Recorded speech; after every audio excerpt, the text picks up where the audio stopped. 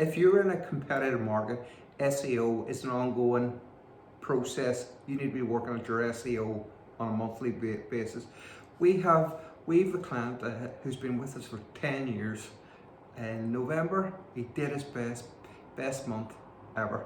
Nearly hit a million pound a month. I remember the first meeting when he asked me how long is this SEO going to go on for. Well, little did I know it was going to be 10 years later, and we were still knocking out the best strategies on SEO.